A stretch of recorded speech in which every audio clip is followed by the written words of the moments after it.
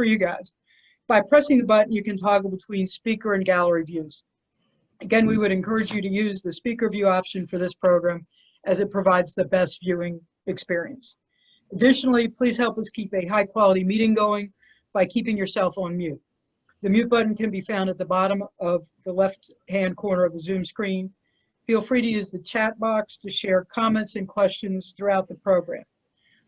I and our assistant from the University of Maryland, or liaison from the Alumni Network, will be looking at monitoring your questions, and we can then direct your questions to the panel at the end of the program. Again, we're going to take all questions at the end of the program. Finally, this event is being recorded, so please turn off your camera if you do not wish to have it to be viewed in the recording. So for those of you who have not gotten your COVID haircut, you may want to turn your recording off, or not. If you have any questions, please feel free to send Jeff Williams, our alumni liaison, a private message, and he'll be happy to assist you with Zoom. Please don't send them to me because I will not be able to do that. It's not in my expertise. Again, thank you for joining us. We'll begin our program momentarily. So here's your opportunity to run to the fridge and grab your snacks and age-appropriate beverages if you'd like to.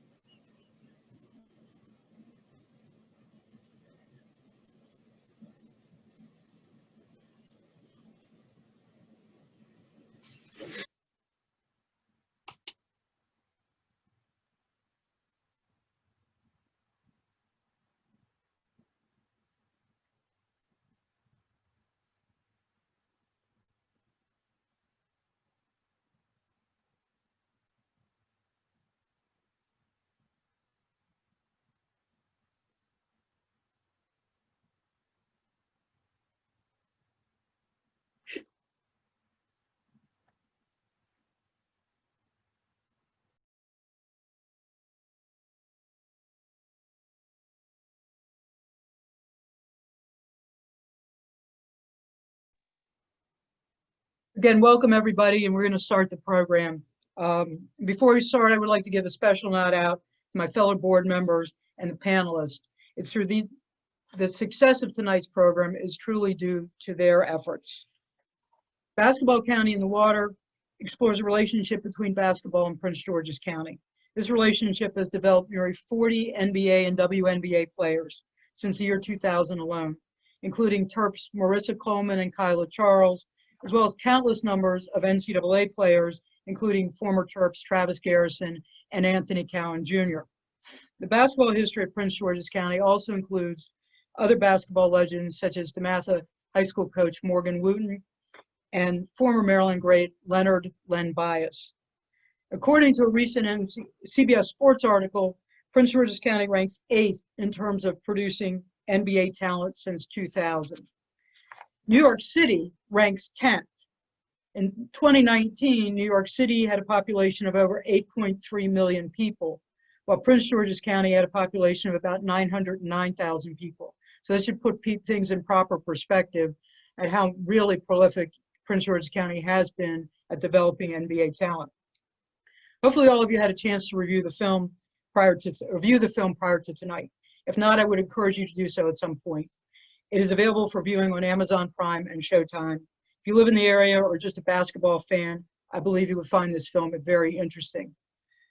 We're really fortunate to have a very terrific panel with us tonight. At this time, I'd like to introduce our panelists, all of whom have deep ties to Prince George's County and its basketball tradition. Travis Garrison. Travis is a native of Suitland, Maryland. He attended DeMatha High School, where he helped lead the Stags back to back-to-back WCAC and city title championships. His numerous high school accolades include being named a McDonald's All-American. Travis attended the University of Maryland, where he's part of the Terps 2004 ACC championship team. I'm sure there's a lot of Terp fans out there like me that this was one of their favorite Terps memory. So thank you, Travis. After Maryland, Travis joined the Lakers organization and played basketball professionally overseas for 13 years, including stops in Asia, Europe, the Middle East, and South America. Travis is the founder of an organization called Think First, Make the Right Choice, The mission is to get individuals to think first before making a life-defining decision and to show individuals how the decision today could impact your future. Travis has also written 3 books to help youth, parents, and coaches throughout their life journey. Jimmy Jenkins. Jimmy is a director and producer originally from Prince George's County. He's a graduate of Salisbury University with a degree in media production and a minor in film. He's the founder of United Empire, a multi-dimensional company offering services in production, film, music, and athletics. He's worked at BET and Tyler Perry Studios. He's produced numerous stage plays, including Heartless Journey, Transpose, The Orchestrator, Zion. He co-founded Jinx Inc. with his brother Joshua. Jinx Inc.'s credits include Black Boy Blues, a stage play, and Sinner Wanted, a feature film. Jimmy is the director of Basketball County in the Water. Sarah Jenkins is a native of Bowie, Maryland. She's the newly promoted associate head coach for the University of Delaware. At Delaware, she is responsible for coordinating recruiting efforts and working with the perimeter players. She's a graduate of Riverdale Baptist High School and Georgetown University, where she played basketball from 2001 to 2005. She also played with the Terps during the 2000-2001 season. Sarah began her coaching career as an assistant with her alma mater, from 2014 to 2017, where she helped Georgetown to their first postseason experience since 2012. She also has helped develop 2 All-Big East selections and a Big East Freshman of the Year. Mike Jones. Mike Jones is entering his 19th season as a head basketball coach at his alma mater, DeMatha High School. Over the last 18 years, he has a winning percentage of 81% and a record of 500 and 120. Most recently, he led DeMatha to capture the 2020 WCAC regular season and tournament championships. He also serves as the head coach for the USA junior national team at the U16 and U17 levels and led the team to a gold medal in Brazil last summer. Recently, he was named the 2019 USA Basketball Coach of the Year and the 2020 WCAC Coach of the Year. In 2020, he was a finalist for the Naismith National Coach of the Year. He's coached numerous players who've gone on to star in college basketball and the NBA, including some of the players that you saw in the film. Quinn Cook, Markelle Fultz, Jeremy Grant, Jerian Grant, and Victor Oladipo. He's a graduate of Old Dominion University. Lindsey Spann is the newest addition to Brenda Frese's coaching staff. Lindsey joined the Terps last season as serving as director of recruiting. She's now serving as the interim assistant coach for the upcoming 2020-2021 season. She's a native of Laurel, Maryland, and a graduate of Good Counsel High School. During her time at Good Counsel, Lindsey led the Lady Falcons to an undefeated WCAC conference record along with the WCAC championship in 2012, a feat that's never been accomplished by any other women's or men's basketball programs in the WCAC. The Washington Post named her a first-team All-Met. She received her bachelor's degree in public communications from Penn State in 2017, where she played basketball for 3 years, earning all Big Ten honors during her career. She played her final season with South Carolina and made it to the NCAA Elite Eight. She served as a graduate assistant for the Gamecocks during the 2018-2019 season while completing a degree in sports management and sports and entertainment management. And now we're going to proceed to the panel discussion of our program. So the first question is directed toward the panel in general. Growing up in Prince George's County and playing basketball here, what was your favorite memory? And I'll start with Travis. My favorite memory playing ball in PG County was just playing against so much talent. You know, a lot of guys didn't really care about who you were, where you were ranked in the country, what your status was. It was pretty much everybody was just, you know, would go at you, and, you know, it was very competitive. It was very tough. It helped me and develop and prepare me for college and the competition, because you have a lot of guys around here that was really good. You know, a lot of guys, like you said, went to play on college and went on to the NBA. We have older guys, too, that, you know, that always took us under their wing. So, you know, it was always very competitive, like one of the toughest places to play in the country. So it helped me and developed me and prepared me for college and professional life.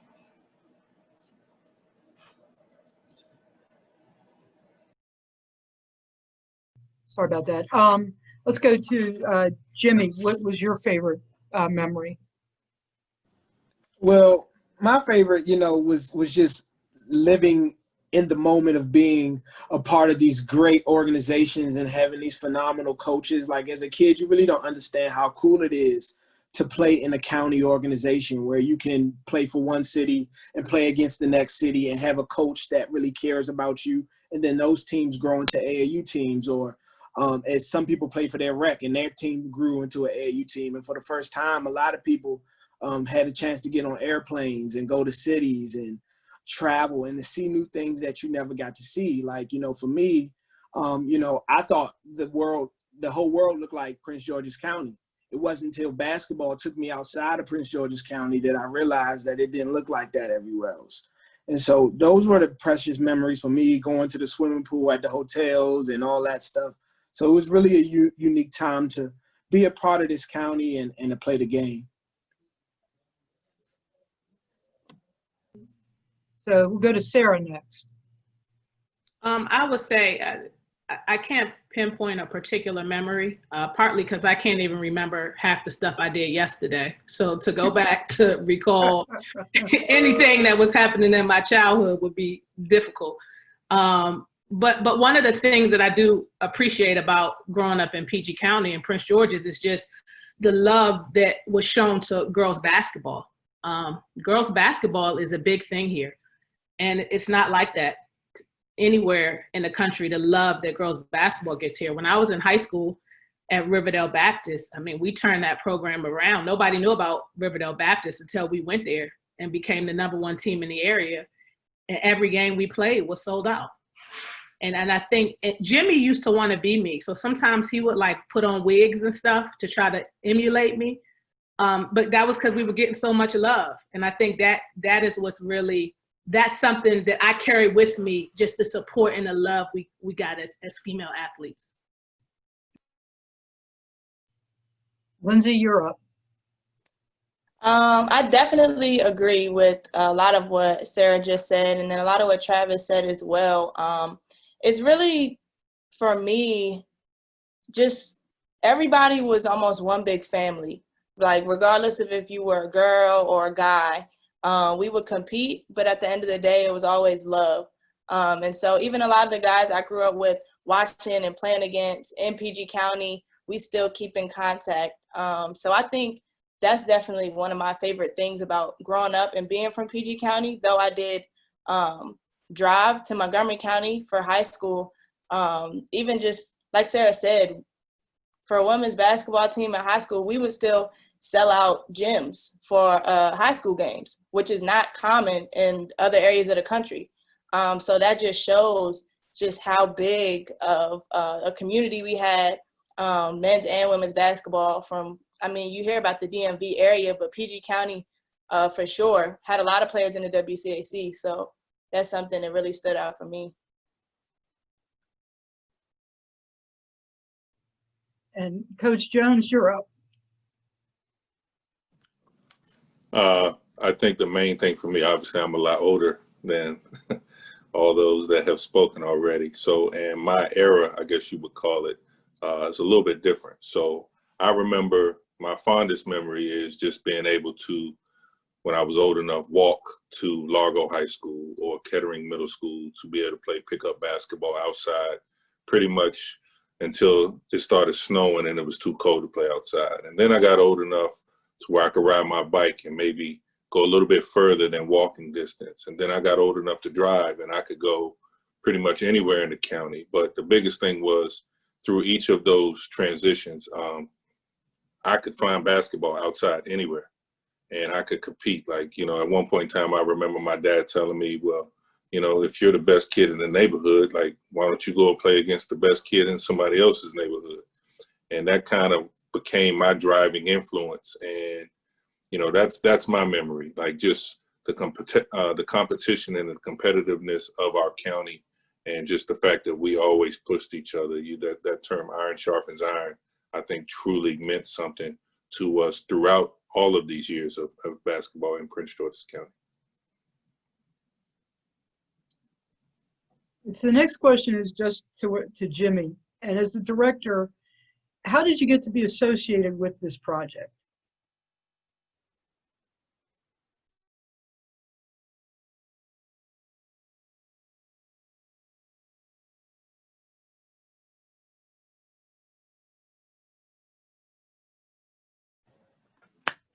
Forgot I was muted. All right. So, I graduated high school in 2009. So after that, I really realized around that time, I'm like, this area is really special. And as kids, we would always go to like the AAU tournaments, and it will always be a team from home in the championship. So as a kid, I'm like, yo, why are all the teams from home always in the top 10? Like, I'm like, something's weird here. Then I get older, and all these guys are starting to go to college and winning national championships and going to the NBA. And I'm like, man, this, like, why ain't nobody talking about this? Like, ain't nobody talking about us. They talk about New York. They talk about that. And, it was a point for me. I said, when I figured out what I wanted to do in my life, I had to be 2013. I said, I'm going to tell a story about where I'm from and show the world, like, what's up. And go about 5 years later, 2016, or what's that, 4 years later, I meet a guy named John Beckham.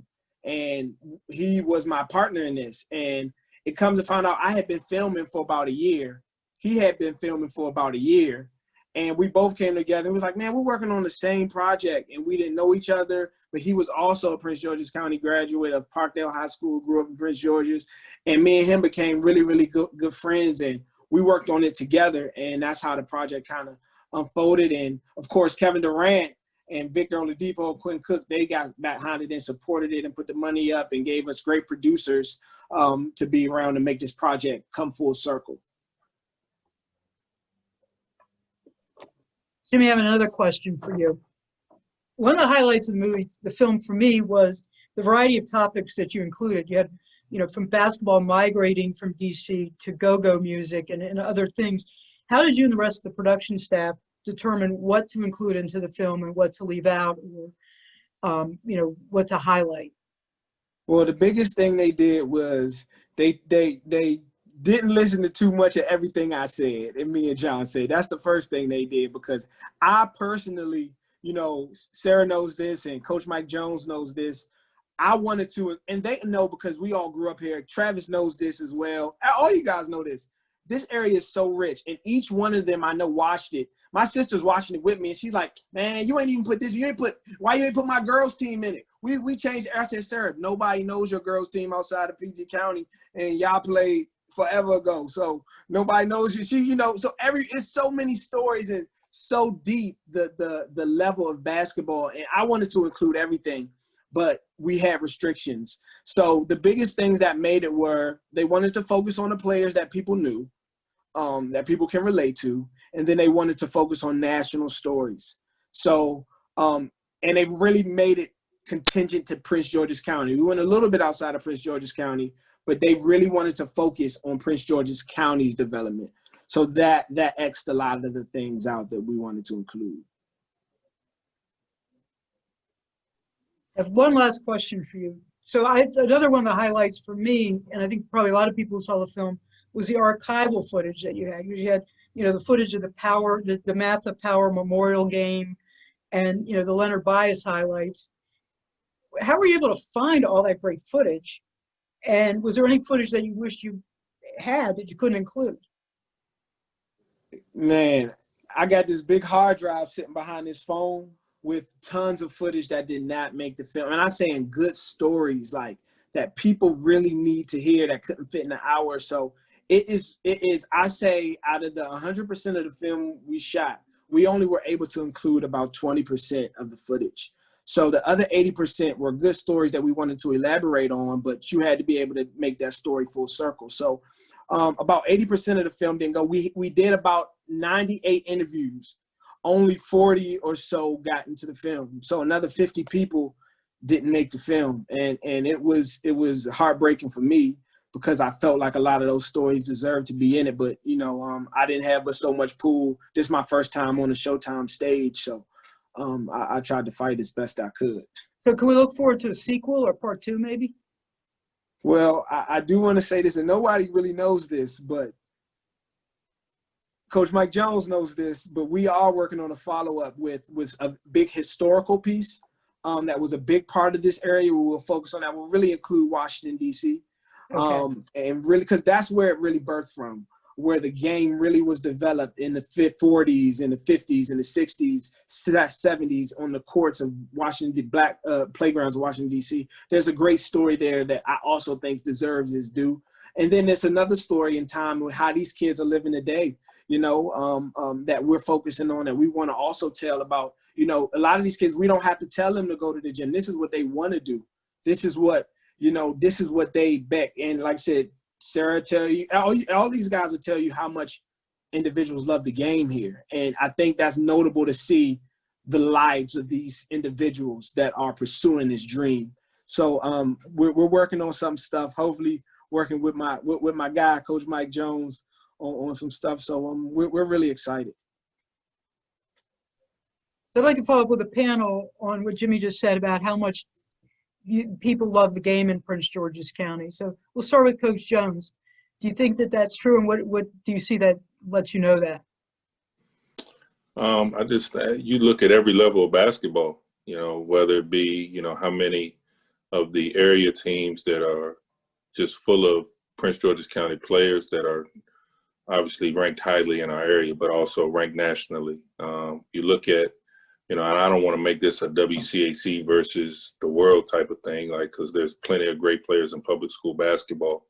And Prince George's County public school basketball has a huge and very rich history of producing some very good players. But, you know, in the last few years, you've had at least 4 teams every season from the WCAC ranked in the national rankings in the top 25. You know, last year, 4 different teams spent time in the top 10, and each of those teams was dominated by players from Prince George's County.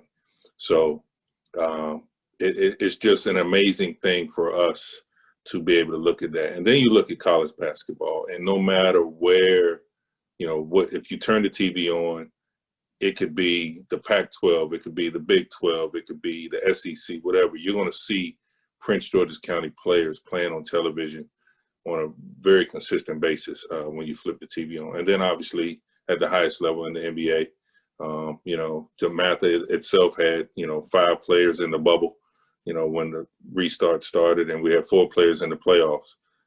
It's just, there's always just going to be a representation, and the excitement that we've been able to see over the years is because of that. We're you know, relevant is probably not the word, but we're extremely relevant.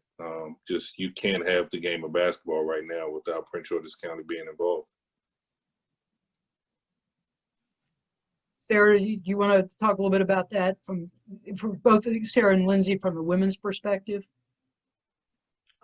You know, I think in this area, you can't take up the sport of basketball if you don't love it and you're not passionate about it, because there's such a drive here and a competitive edge here that if you don't want to be great at it, you might as well just not play, because we'll end up running you out the gym and making you quit anyway if you really aren't passionate about playing this game. And I think that's something that has kind of stuck with me since I've grown up here, been here my whole life for the most part. It's just being a competitor and competing, because my love for the game is so rich. Oh yeah, I echo both Mike Jones and Sarah, especially even when you talk about professionally and seeing where players from PG County are. I mean, I can, even on the women's side, I can name players from Elizabeth Seton, Bishop McNamara, I mean, St. John's in the WCAC, Eleanor Roosevelt, Riverdale Baptist, that are in the WNBA right now. So it really just shows you, as like we're saying, it's not only the men's side, it's also the women's side. And then just that competitive spirit. We all work out together. I mean, Sarah probably worked out with the boys too when she was growing up. I used to dog Travis so bad. I used to torch him. Like, he would guard me, and if Travis was guarding me and it was game point, they would give me the ball. I would post him. Torch. That's real.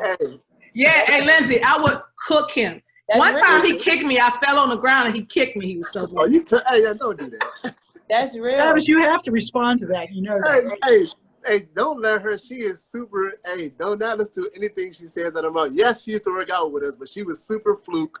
But you know, but no, yeah, like like everybody was saying, she'll work out with us. I remember that very fondly with Keith Williams. We'd be at run and shoot. We'd be at Bowie.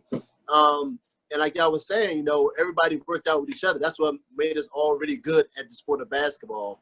Like I said, it was just everybody was competitive. Everybody pushed each other. And that's why everybody went on to be successful in that sport, whether it was in college or the NBA now. Because like I said, they didn't care about your name, your rankings, or anything. It was more so just about pushing each other and competing at the highest level. And like Sarah was saying, you know, literally, if you don't love the game, it's going to show. And you will literally get ran out the gym, and you probably won't get back on the court playing pickup, or the workouts will be so tough that you probably won't want to come back. So you have to actually love the game to even be on the floor and to want to compete. So that's my take on it.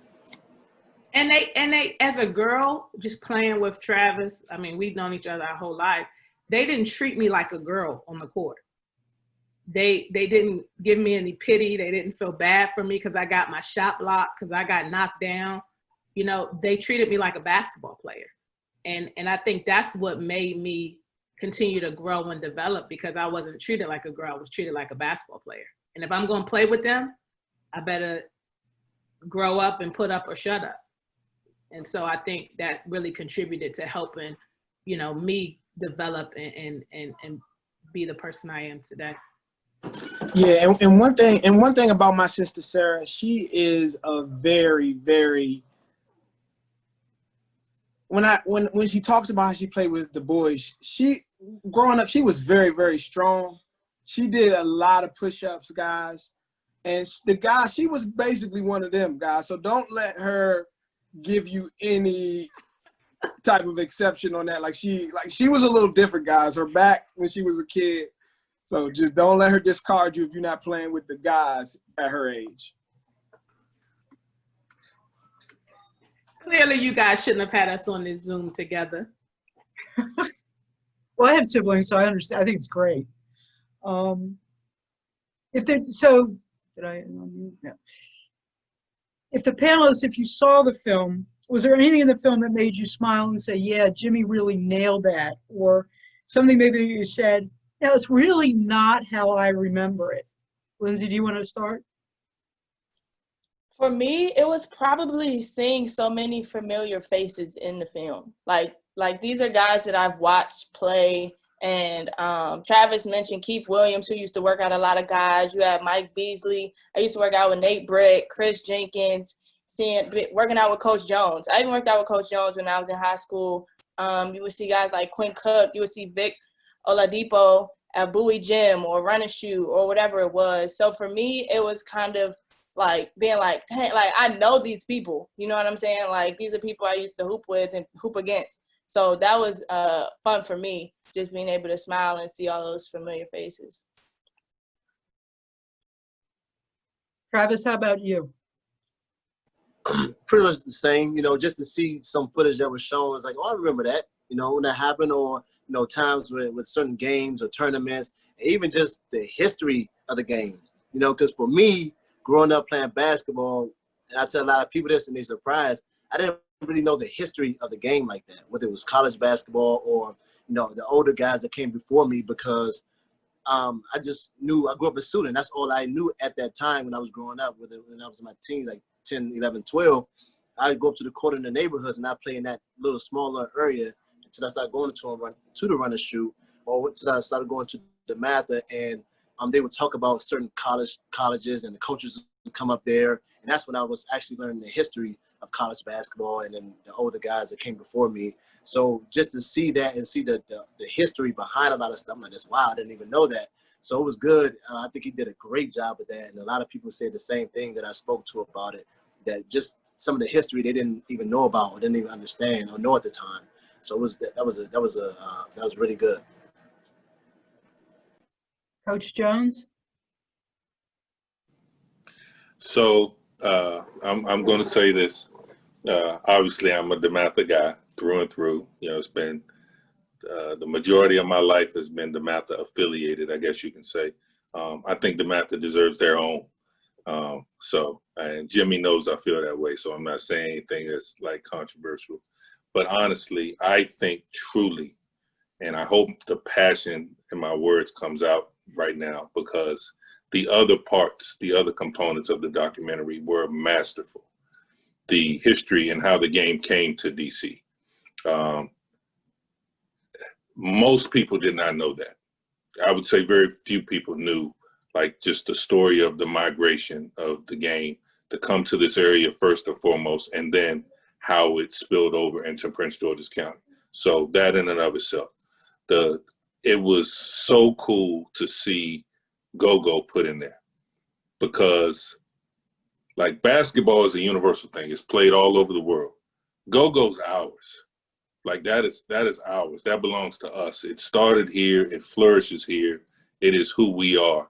And to have that put on that stage, to be put on Showtime, so that people, again, around the world can see that.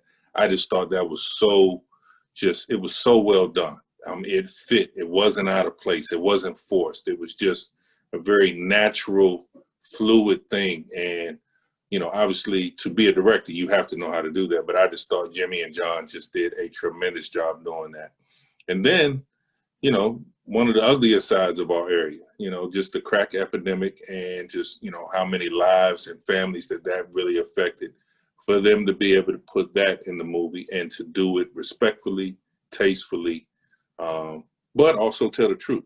Like, there was no sugarcoating what that did to our communities. And I just, it was unbelievable to me how they did all of that in the time that they were given. I mean, just think about it, with credits and everything. I mean, take that out. I mean, it was like 50 minutes long, 52 minutes long.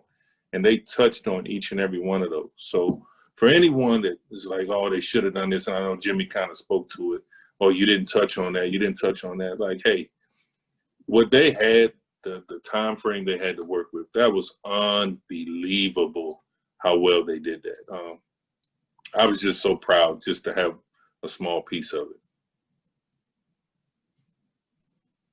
Sarah, what about you? I'm really just proud of him.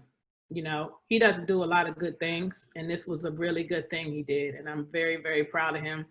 And he's young. He's young, and for him to, like everybody said, do his research and pull together the history and tie it in together, I thought that he did an absolutely incredible job. I hope he continues to do bigger and better things, because he owes me a lot of money, and I need him to really cash out on these movies and stuff so he can pay me back. I do. I believe 4 of the panelists are involved in coaching in some aspect. What, if anything, about the game has changed from your playing days through your coaching days? Is it maybe how you relate to the players, strategy, how you have to treat the players in general? So Lindsey, you can start. I don't know if I want to start. It's a little new for me. I let the seasoned people on the call. They can start, and I can follow up with some things, but not for real. I'd probably say recruiting definitely has changed for me. Just there's so many different aspects to social media and calling on the phone and text messaging and this and that. When I finally stopped playing and I kind of got on the staff side of things, I was like, y'all can FaceTime kids and y'all following on social media and DMing and this and that. And I was like, when I was coming up, you either got a phone call or you got an email. And that, granted, I'm not that old, but for me, the FaceTiming and the DMing and being on social media all the time, checking this, checking that, is definitely different. You got all these. Another thing I will say, and I don't want to, speak down on kids these days, but we didn't have the social media to always post these offers and this and that. Like Sarah knows, these kids, they post offers, who they were talking to, this and that. And so for us, I know when I was growing up, that's where the competitiveness came in also. Like, you didn't know who had what. Like, you just went out there and hooped, 1, because you loved it, and 2, but just not to get all this attention and this and that. So for me, that's something that I noticed definitely changes on the coaching side of things for me. So I don't know what everybody else has, but. Coach Jones? I mean, it's night and day. Just to speak to Lindsey's point about recruiting, like, back in the day, like now these guys, my best player is best friends with kids in LA and Houston and Chicago, and like they might not be in the same space often, but they're communicating all the time. And like in my era, that wasn't the case. Like I had to read about Chris Webber in Street and Smith magazine. And then when you get to a gym and you see this guy, you're just like, I wonder if that's the same kid I read about. But, until they tell you what his name is, you don't know that. So the game, that part is totally different. The game is different, big men, post players, true back to the basket players. That's really not a thing anymore. Like nobody really wants those guys. I want them, but nobody really wants those guys. The game is just a more fluid game. Versatility is embraced. The speed of the game is different. Obviously, rules are different defensively and things like that. So the game has really changed. And, my predecessor, Coach Wootten at DeMatha, like one of the things I was always impressed with him is, he coached in 5 different decades and was equally as successful in all those decades. And he was able to adjust through each one of them. And, he was a player's coach. And, he set a good example for a lot of coaches, myself included. And just as the game continues to change, I just do everything I can to try to stay one step ahead of it. And, in order to be successful, that's what you have to do. Travis, how about you? Because I think you coach like little guys or youth. I'm not more so coach. I'm more of a life coach. I kind of like, go around and help other coaches, go speak to their players or just go up there and share my experiences. So I'm more of a coach on that aspect. I like what Coach Jones, like everybody else was saying in regards to zines or see the rankings. Man, I didn't see they were talking about, like you said, you don't know them until they call their name.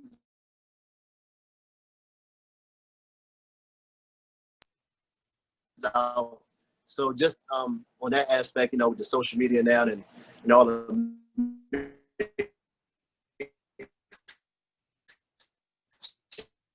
Sarah, how about you? Because I think Travis is having some technical difficulties. Everybody got trainers. Like I didn't have a trainer. My trainer was watching Michael Jordan tapes and going to the courts and it's just a lot different. Oh, you can't hear me? Yeah, you're Hello? you're fading in and out. Can you hear me now? Yes. Frozen again. Oh, okay. So I'm good now? Yeah. Yeah.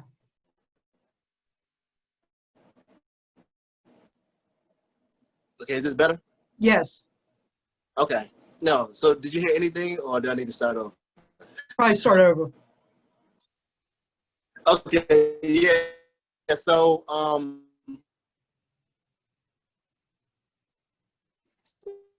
like Coach Jones was saying, like everybody else was saying in regards to just basketball, I had to watch guys. I read about guys in magazines, and then when I went to the tournaments, I had to see who that person was, or there was no video. So in order for me to know who a person was, I went to the tournaments and had to see if they had the mixtapes, they have social media. So it's kind of prove ourselves and things like that. At a young age, 7, 8 years old. And I wish I had that when I was younger. My trainer was, Michael Jordan videotapes and going to the court and trying to like develop on my own. So it's a lot different now. I tell you, when I do speak to kids, because I'm more of a life coach. I'm not like a coach, like, have a team or anything. I'm more so go to teams and speak to the players and help the coaches like that. But when I talk to them, I say they like you said, they have to love the game, and they really have to really younger. So you have to really be at it and be committed to trying to be the best you can, or you're going to get lost in the. Sarah, how about you? I think the biggest thing, along with what everyone else has said, is just the management of players. This is different. You know, I can't coach our kids the way that I was coached when I played. It's a big thing in women's basketball, especially on the collegiate side. Staffs are getting fired left and right for how they treat players, or they said the wrong thing and they took it the wrong way, or they made them run too much, or, you know, so it's a completely different dynamic, and it's a completely different method in how you have to relate, deal, and coach these guys. And the management is significantly different. So I wanted to follow up on one thing that Lindsey said, and I think a lot of the coaches touched on it, but with social media, you know, has it proven to be a headache? Like, have you, for the college coaches or even Coach Jones, have you not recruited a player because they've said something, let's say, knuckleheady on social media, or have you had to go to your players and say, you know, be careful or watch what you're saying, or any of that? How much has that created headaches for you all? We can start with Coach. Just social media is clearly something that has to be, like, if a coach is not talking to his or her players about social media and the effective way to utilize it, they're doing their kids a disservice. It is, like, especially for kids that, you know, all of us, like when I was a player, when Lindsey was a player, when Sarah, Jimmy, all of us, when we played, we all thought we were going to go on to play professionally for 15, 20 years. We were going to get rich. We were going to take care of our families, take care of our families. We all thought we were going to do that. So knowing that that's the mentality of most kids, getting them to understand that anything they do at this point on social media will be there forever. Anything they say, you know, it's you talk about building a brand. Well, you're building a brand as soon as you say, I'm going to start a Twitter account, or I'm going to start an Instagram account. And for kids to understand that, it's extremely difficult. Because, you know, well, I deleted it. What do you mean? Like, no, it's still there. Someone screenshot it, whatever it is. You know, that's the danger of the Snapchat mentality. Like, oh, it went away. Like, no, it never goes away. And that is something I know I constantly talk to our kids about. And we've had hiccups here and there. Fortunately, nothing like super crazy, but, you know, it's just part of what is important in terms of us being, like, coaching isn't just, hey, at practice today, I'm going to talk to you guys. It is more of a, like, I'm coaching you, I'm mentoring you, I'm leading you, I'm teaching you. Like, I am, you know, it's just our job, I think, a lot of times gets not enough credit in terms of the impact we're having on young people. Like, it is something that we need. And social media is such a danger. It's cool, and it can be very effective, but it's such a dangerous thing if you don't understand exactly the impact it can have on you. Sarah, can you give us a perspective from the college perspective? Yeah, you know, just echoing what Coach Jones said, you know, the biggest thing, it's kind of made my job a little bit easier because I can find out everything about a kid on their social media. I know what kind of person they are, what they like, what they don't like, who they hang out with, what they value.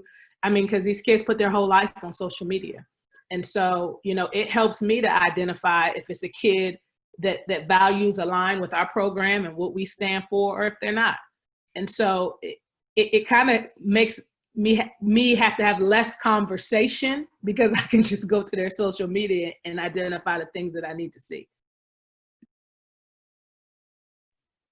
And Lindsey, what about you? Do you have any comments? No, I agree with both sides. Especially kind of the image and the branding side, because to Coach Jones's point, there's a good and a bad to social media. So it's like, to Sarah's point, if you put too much of your life on social media, we're going to see things that we don't want in a player. We don't want to recruit players that say this or speak like this or present themselves in this way, type of thing. So I know even in one of my experiences, when I was a player at South Carolina, we actually weren't allowed to have social media during the season, almost as a protection type of thing. So Coach Staley didn't let us have social media. Now you necessarily can't have those rules, but it was more just the majority of the players are 18, 19, 20-year-olds. And so there's plenty of ways to have conflict on social media too. So that was the biggest thing, especially as a student athlete, you're on TV, people see you, and people are going to say what they want to say, regardless of if they know you as a person or not, or if they're just a spectator. So that was one thing social media wise that we had brand management meetings type thing, media relations type of thing. So we knew how to carry ourselves in those situations, which I still think is important now. We have our girls do that at Maryland. But just understanding what you put on social media and using it to build your brand in the right way and not putting too much on social media, because then you can be looked at in a negative light. Even the stuff you retweet or you like still shows the type of person that you are and what you like and are interested in. So. Okay, so before I hand this off to audience questions, I'd like to give the panel opportunity to talk about their upcoming future projects, or in the case of the coaches, what the upcoming season or the seasons will look like for you all. Hope, my fingers are crossed that we actually have a basketball season. So let's start with Jimmy. I touched on a little bit about some stuff I'm working on project-wise. So I'm definitely working on some basketball stuff, but I also do narrative films, stories that I write, direct, and produce. So me and my brother just had one that came out on TV1 in April. So I'm also working on that, and I'm working on a new script to produce, and then I'm also working on a cartoon for young aspiring basketball players who have the desire to grow up to play basketball. But a story of this young AAU team in Prince George's County. But I feel like it'll be pretty much a broad topic for a lot of kids across the country to watch. So I'm really excited about that, and it's coming along well. Right, Jimmy, where's the cartoon going to be? What media is it going to be on? Well, we haven't really released much information. So a lot of this stuff now is just, I guess I'm just saying this because we're on a call, but it's not really public. We're not really too public about the information for the animation just yet. We're not too. I posted some pictures of it on my Instagram, but that's about it. And Travis, how about you? Because of the whole COVID situation, my latest book, The Crossover, A Bridge from the Court to Life, I was sort of had a meeting with the head of AAU. I'm trying to get that book into the hands of, the AAU programs across the country, and to a lot of, schools, because with this book, I basically speak about not just the fundamentals of basketball, about, from kids that's just learning the game, from the specifics, from shooting, passing, rebounding, and talk about the foundation of that. But I show the kids how they can relate the same thing to life. A lot of us basketball players, I'm not playing anymore, but a lot of things how I operate now is because of the game of basketball and what it taught me, from dealing with adversity, bouncing back, not giving up, being on time, being a good teammate, things like that. So I'm really going to push heavy to try to get that moving and continue to just speak to players and parents, with this new video. I'm working with a school right now, actually. The chaplain wants me to create a video where I can start speaking out and speaking to the students, speaking to the basketball players as well. So I think I'm going to start pushing that more now because of, the COVID situation. But to continue to just, do my part and help out however I can, wherever I can. And Lindsey, what about you? What do you think for the Terps this year?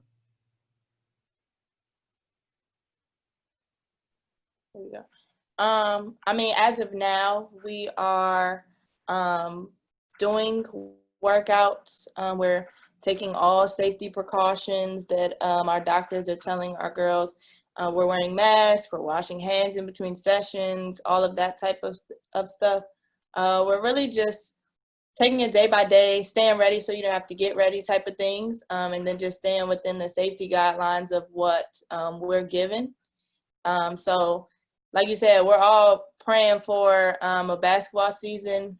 We don't have an exact start date or anything like that. I don't have any insider information for anybody, but we're doing the best we can to keep, our girls ready to go when they do give us a date or give us a time, and when we can go hard and start legit practices and all that type of stuff. Sarah, what about you? Same boat, just waiting to see what's going to go down. The NCAA is supposed to make a ruling for us in the middle of this month. But everybody's saying we'll probably be conference only and start in January. So we'll see. Coach Jones? Yeah, it's the unknown. We're always going to prepare like it's, we've been allowed to have small group workouts for a little bit over a month now. And everyone has their own basketball.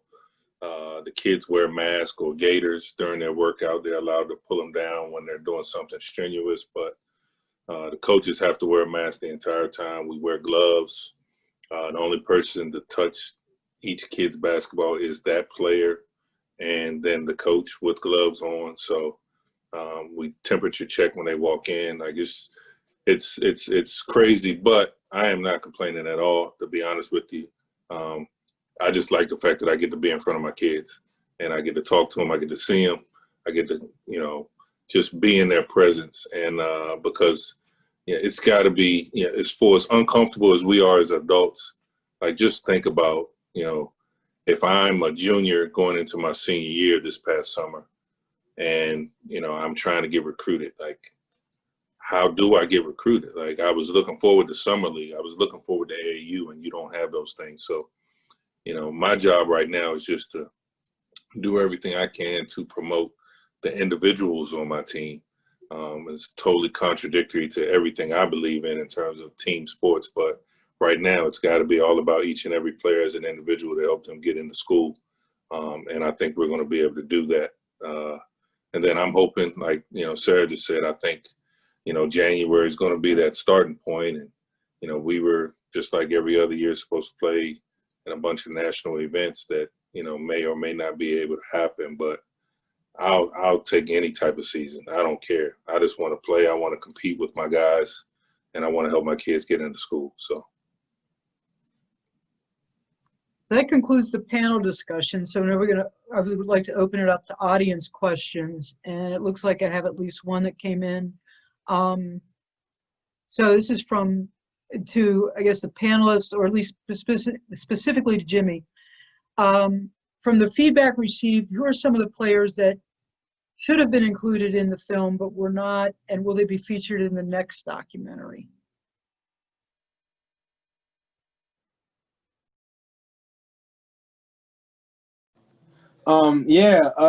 Tough question. Yeah, there is a long list of people that should have been included, from the Dickie Simpkins to the Larry Spriggs, and these are guys from like the 80s, the 90s, and then even guys from now like Delonte West and Eddie Basden and Keith Bogans, and it was just a lot of guys that it just wasn't physically possible. And like I said, I talked about the kind of criteria that they followed. It was just tough. And I really tried, like in my cut, like I have a director's cut that's an hour and a half long. I made sure at least every player was in it at least once throughout the film, but it was an hour and a half. 40 minutes got taken off of that. So, it was a bit of a tough thing for me, but we missed a lot of players. A lot of players deserved to be in it. A lot of players were great players. It was tough. But even in the new project, I couldn't even try because it's too many. Like, it's really that many players here of guys that that deserve to be talked about. But I will try my best to tell as much basketball history and history of our area as possible. So Sarah and Lindsey, do you think you should tell Jimmy that there's some women that he should include in the next one that you'd like to see that we're not? I'm already not watching the next film, because if he's not going to put me in it, if he's not going to let me interview and share my piece and put some of my highlight film in there, I'm not watching it. So he already knows I'm protesting until he give. We need a whole 30-minute segment in there. 30 minutes. Plenty of women that could go right up in there. So if you don't see my review, that's because I didn't watch, because I'm not in it. Well, look, I will say this. I will say that in my cut, the women had a whole piece in it, including the recent national champions, New Hope Christian Academy. They won a championship. They were included in it. We had a whole piece for the women, but it got cut, and it wasn't my choice. So sorry, guys. Julie, there are a couple questions in the chat as well.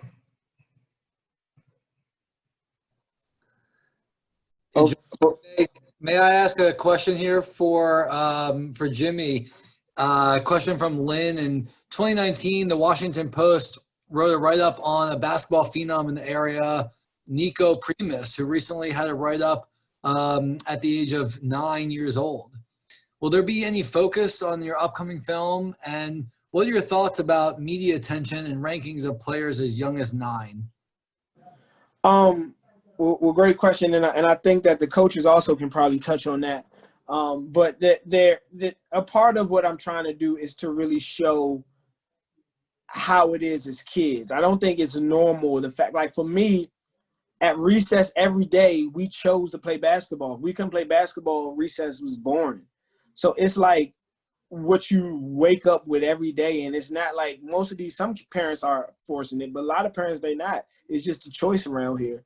And so I would love to show that in some course or some way, and I'm working on some stuff from the high school level. I already shot something on a whole middle school program that we have in the archives that we're putting stuff together for. So we have those type of things, and I think that at the same time, I think ranking kids is just tricky in general, because you start ranking kids, them kids, so much change. I just remember they really started ranking kids really young when I was playing. Like they started ranking them really young, and I think that at the time the kids that they were ranking it young, by the time we got to 11th grade, 10th grade, they probably weren't even starting on their high school team. So I think it's dangerous sometimes to give kids that ranking. Would the coaches like to address that as well? I mean, I agree with what Jimmy said. We're ranking these kids when they're in 7th, 8th grade, and then they get to high school and they can't even make a layup. So I think that it really is dangerous because we're kind of already putting a value to how much work they need to do. And, if you say, oh, in the 7th grade, I'm the #1 player in the nation. I don't have to keep working hard. I don't have to continue to improve. And then, a lot of schools, we offer kids when they're really young because they were ranked, and we think they're going to pan out to be this great player. And like Jimmy said, they come when they get in high school, they committing in the 9th grade and the 8th grade to Maryland or Duke. And then by the time they're a senior in high school, they play 5 minutes, so it's dangerous, but it's become a business, and I understand why people do it. But it is definitely dangerous. Coach Jones, what do you think? I would agree with everything that Sarah said and what Jimmy said. I think one thing is you can make predictions about, who's going to be good and things like that and be wrong, and no one ever remembers it. So that's why everybody does it. Like it's like you're a weatherman. If you say it's going to rain and it doesn't rain, who cares? Like everybody was prepared for rain. So, I just look at some of the best players I've ever coached that were not highly ranked until later in their careers because they were motivated because they weren't ranked. And they became really good because of that, and that was their motivation. I tell kids all the time, if I'm sitting in front of a family and the kid wants to know, as an 8th grader, if when he comes to DeMatha as a ninth grader, if he's going to play varsity basketball, my response is like, why would I ever promise you that? Like, I've got 45 kids in my program on our freshman JV and varsity team already. And for me to basically say, hey, I'm giving one of the spots away next year to a kid that hasn't even told me he's coming to my school yet. Like, that just doesn't make any sense. And it's that same mentality. If you tell a kid, hey, you're the number one ranked player in the nation as a 9-year-old or 10-year-old, some guys that's going to be like, okay, well, I don't have to do anything else. Like I've arrived. I've achieved the status that, hey, but not realizing that that's not always going to be the case. And it takes a very few select kids who will take that and use that as motivation, like they have to defend that for the rest of their career. But I mean, you're talking about young and, I don't mean it negatively, but immature people who, like, I just think it's not child abuse, but it's a much lesser form of it. Like, stop telling these kids how great they are and just tell them how they can get better. I've got another question here for Coach Jones. When will the Terps get another recruit from your program?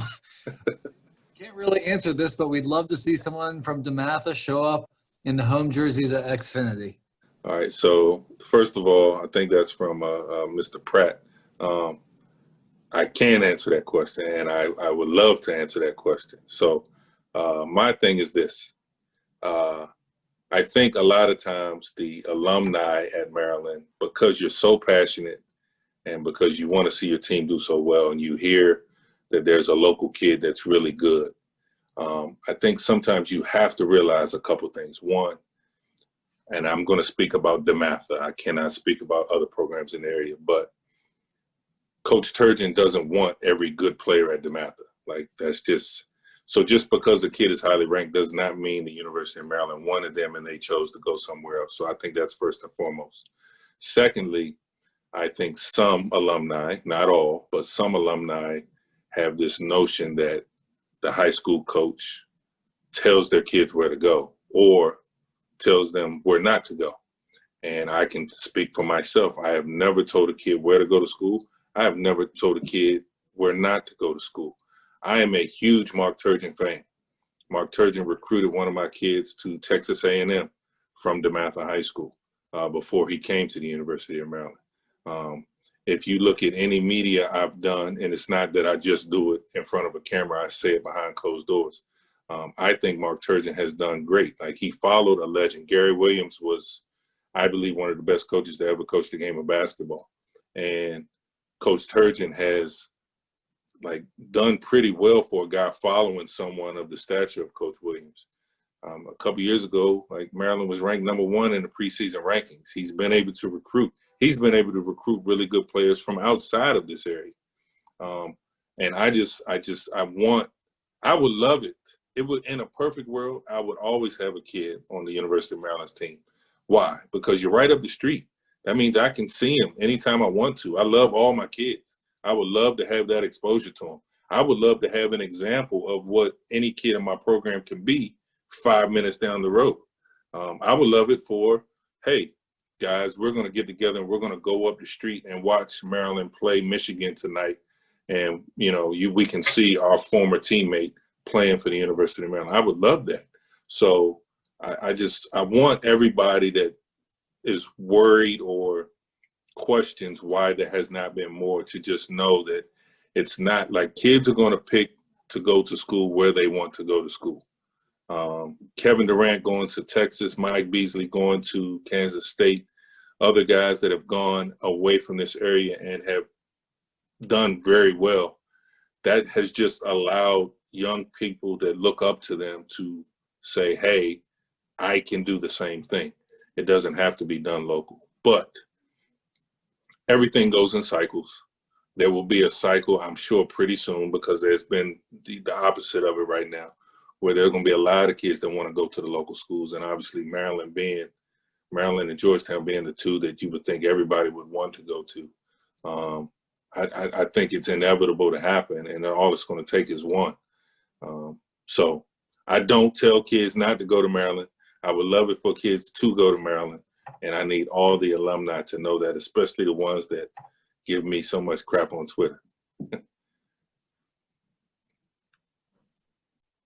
We got another question here from Yvonne. I'd love to see the advancement of girls basketball in the country. Seems so difficult for women to gain equality. To Sarah and Lindsey, are there team building requirements that differ from the boys?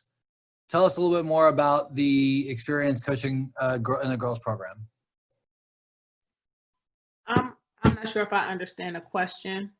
Team building requirements being different. I think our platform is different, but I think that we still build culture and teach the fundamentals the same way. But I do think the platform is different. So at Delaware, it's a unique situation because we don't have any like state sports. So people are either like Ravens fans or Philly fans. We don't have, you know, a pro sport for our state. So for us, we get a good amount of people to our games. And I don't know if it's because they like watching us play or they have nothing else better to do. But we have a good amount of people that come to the games. And when Elena Deladon played at Delaware, it was sold out every night for 4 years. And so I do think that the platform we have versus men are different. I don't think that how we build culture and team building is different. I think it's the same. If that answers your question, Ma, I don't know. Yeah, I mean, I agree, definitely along the same lines as Sarah. I don't really have too much to add because she hit it. Great. We have another question for all the coaches about recruiting. How is it different because of COVID? I know we talked about that a little bit more, but if you could share a little bit more, and maybe we'll start with you, Lindsey. Well, I don't know if some people may have or may not have been paying attention, but there are a lot of tournaments that are actually still going on with a lot of these kids. So we've just learned to adapt and watch live streams. There's been a lot of live streaming services. Instead of us going and actually sitting courtside at these tournaments and evaluating, we've just been having to do everything virtually. A lot of phone calls, getting to know people, especially since we don't have people coming on campuses right now also. Yeah, it's definitely different. We're learning new ways to recruit, which in a sense can be looked at as beneficial. But yeah, Sarah, I don't know what you have, but what we've been doing. You know, same thing you guys have been doing. You know, the biggest thing for some kids are they're having to make decisions on college without getting the opportunity to visit. Because we've been in a dead period and it will probably continue to extend. So I think that's just the biggest thing. So we are recruiting kids based on solely on film if it's not players that we've seen before in the past. And we have, you know, families and kids making decisions on us and not having the opportunity to visit. And so it's of course been very different, but we're all learning to adapt and adjust and be creative. Mm-hmm. I think there are no further audience questions, so that I think we can wrap it up. I want to thank everyone for attending the panel tonight. I want to really thank the panel because they made this event, I think, fantastic. Good luck to the panel members and your upcoming season or your upcoming endeavors, whatever shape and form that happens to take. Everybody who's been who the attendees are, please look for upcoming Prince George's County Alumni Network events and your weekly alumni newsletters. If we can ever get back together face to face and in person, we may have more events of that. Good night. Thank you for attending. Happy end of summer and go Terps.